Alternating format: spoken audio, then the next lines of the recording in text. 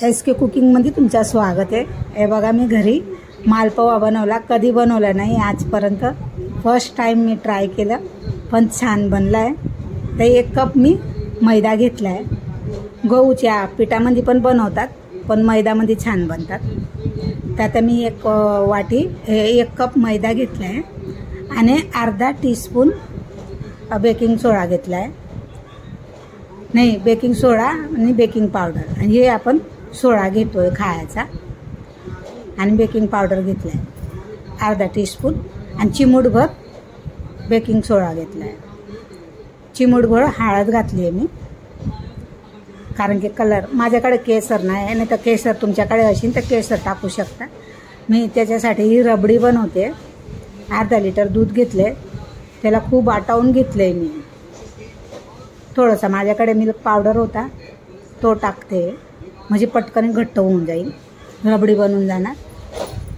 आणि 2-3 चमचा मी साखर टाकली, म्हणजे गोड आपल्या हिशोबानं तेवढं साखर टाकली। याच्यात चिमूटभर मीठ घातलं परत मी, कारण की गोड वस्तू बनवतो ना, तो थोडंसं मीठ घालायचंच असतं। आता मी हे कपभर पाणी घेते, थोडं थोडं टाकणार आहे, एकसंगती नाही टाकणार, म्हणजे कसं एकसंगती टाकलं ना तर गाठा पडून जातात, गिठोया बांधून जातात।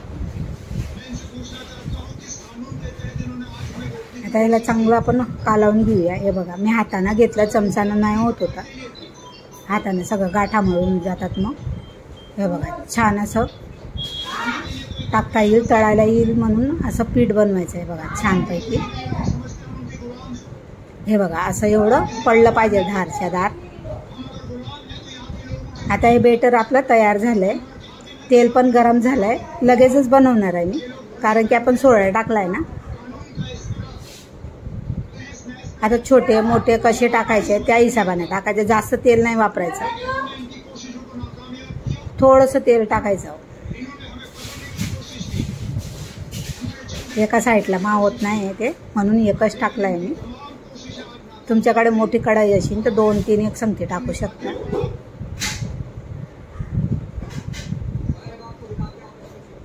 हे बघा छान असे मस्त बनतात बघा।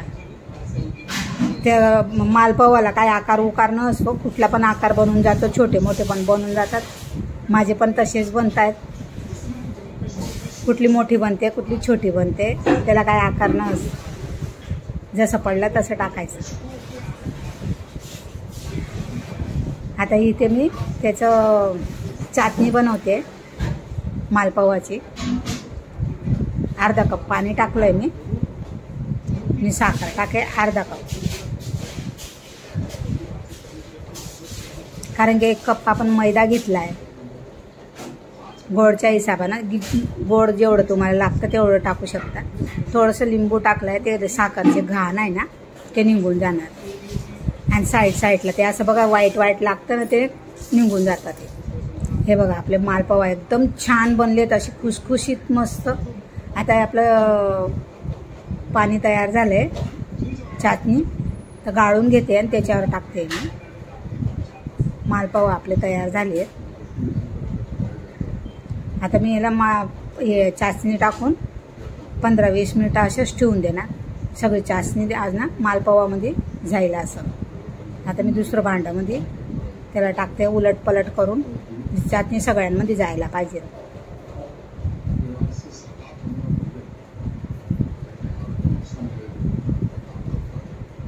तुमच्याकडे एकच मोठं भांडं असेल तर त्याच्यात टाकू शकता।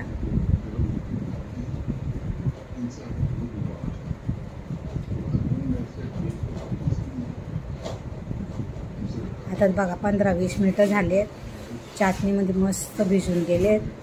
आता मी ताटात काढते।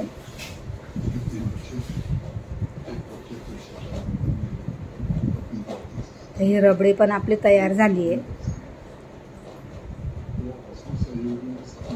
त्याच्यावर रबडी लावायची आणि खायचं। त्याच्यावर तुम्हाला काय काजू बदाम काय टाकायचे ते टाकू शकता किसून, मी काय टाकले नाही। पिस्ता असेल तर पिस्ता पण टाकू शकता।